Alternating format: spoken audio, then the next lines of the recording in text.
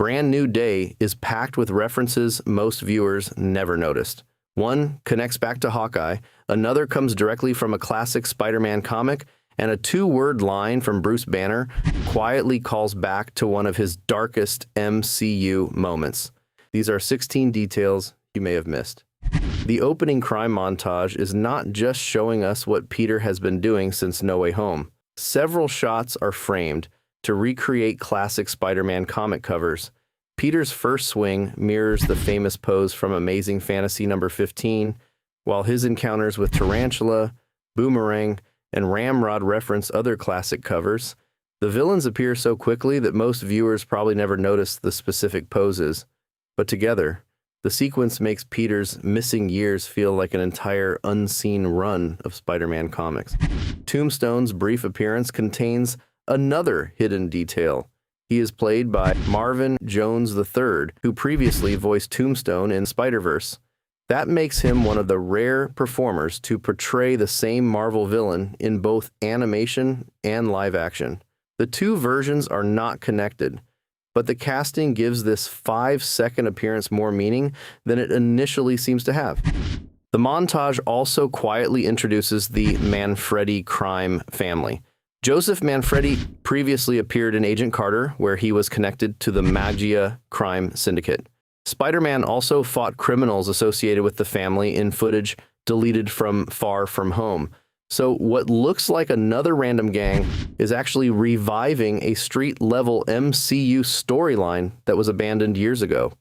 During one of Peter's swings through Manhattan, a tour guide can briefly be heard discussing a street damaged during the Battle of New York. The line reveals how the alien invasion from the first Avengers movie has become part of ordinary New York history. What was once the biggest event in the MCU is now apparently included in sightseeing tours. Visitors can see where the Chitauri attacked, buy an overpriced shirt, and probably complain that Spider-Man blocked traffic. When Peter contacts Yelena, her username is shown as Macaroni Fiend. That bizarre name calls back to Hawkeye when Yelena broke into Kate Bishop's apartment, threatened her, and casually prepared boxed macaroni and cheese. Joining the new Avengers apparently did not convince her to choose a more professional username. Ned's apartment contains a Naruto poster that appears in the background of multiple scenes.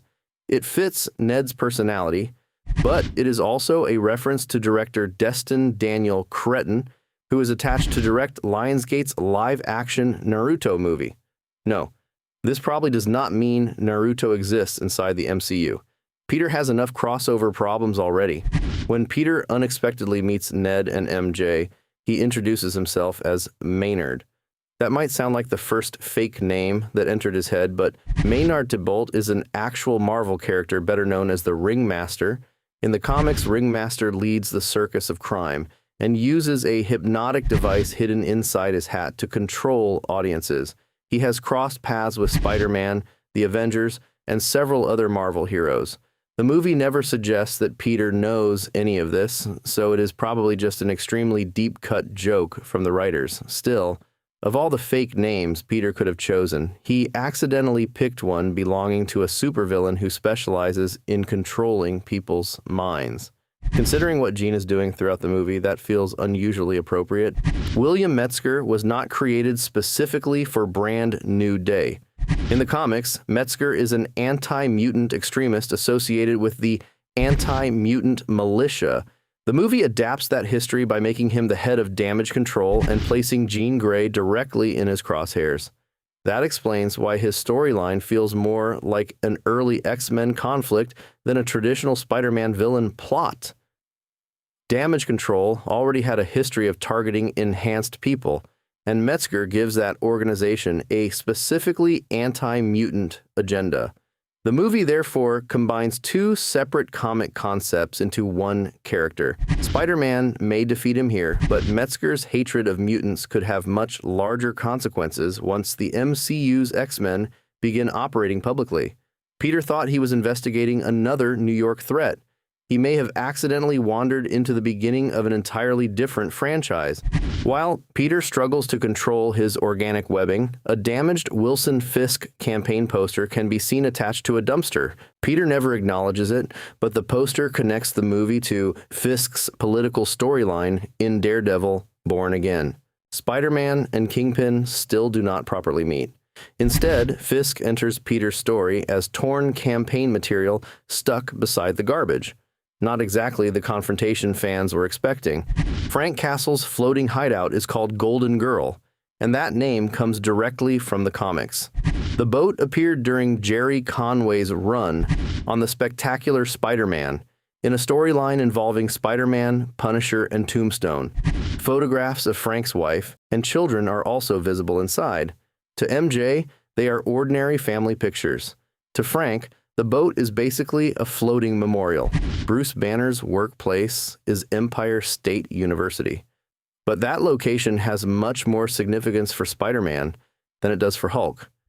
Empire State University first appeared in The Amazing Spider-Man number 31. It was where Peter began his college life and met important characters including Gwen Stacy and Harry Osborn. The MCU skipped most of Peter's traditional college era after No Way Home erased him from everyone's memories. Bringing ESU into Brand New Day finally places him near one of the most important locations from his comic history. Peter is not actually attending the university yet, but having Banner teach there may give him a reason to return. After years of fighting aliens, wizards, and alternate versions of himself, Peter's next major challenge could finally be paying tuition. Some of Peter's new fighting moves may look familiar to anyone who has played Insomniac's Spider-Man games. Director Destin Cretton confirmed that members of the stunt team were obsessive fans of the games. They recorded gameplay, brought screenshots to the filmmakers, and asked whether specific moves could be recreated in live action. That means several of Peter's jumps, takedowns, and finishing moves were deliberately designed to resemble actions players can perform in the PlayStation series. The games have always borrowed heavily from Spider-Man movies and comics. This time, the influence went in the opposite direction. So, when Peter suddenly moves like somebody has just activated a finishing animation, there is a good reason. Somewhere off-screen, a stunt performer probably had the controller footage ready. During the fight against the mind-controlled Hulk, Peter grabs one of Shocker's gauntlets from Spider-Man Homecoming. Damage Control apparently recovered the weapon after Peter dismantled Adrian Toomes' operation and stored it with other dangerous technology. Peter has lost most of his Stark equipment, so surviving a Hulk fight using a weapon from his earliest solo adventure feels especially fitting. Punching Hulk normally would only give Peter a very educational trip through the nearest wall. After Bruce escapes Jean Grey's control, he quietly says, "Not again." That line reaches back to Avengers: Age of Ultron, when Wanda Maximoff manipulated Bruce's mind and triggered a Hulk rampage. Jean has now forced him through almost the same nightmare. Once again, a powerful telepath has taken control of Hulk and used him as a weapon. For everyone else, fighting Hulk is a once-in-a-lifetime disaster. For Bruce, apparently, it has become a recurring problem. Peter and Jean's dream sequence hides the paper bag Tony Stark used to return Peter's homemade suit in Homecoming. Later, MJ is shown holding the broken black dahlia necklace Peter gave her in Far From Home. Both objects represent relationships Peter has lost. Tony is dead, while MJ no longer remembers their life together. The objects do not magically restore anything. They simply show that pieces of Peter's old life still remain, even when the people connected to them are gone. The final hidden detail is something you hear rather than see. When Ned's Spidey tracker activates, it plays the theme from the 1960s Spider-Man cartoon. The post-credits scene sends the tracker's signal beyond Earth, but the harder detail to catch is the music accompanying it. One of Spider-Man's oldest television themes is being used to introduce his next major mystery. Not bad for a song that only needed a few words to explain his entire character. Which of these details did you completely miss? And what do you think Ned's tracker actually found? Do you have something else I didn't notice? Let me know in the comments. I hope you enjoyed this breakdown. Subscribe for more movie and series explanations like this one. Thanks for watching, and I'll see you in the next video.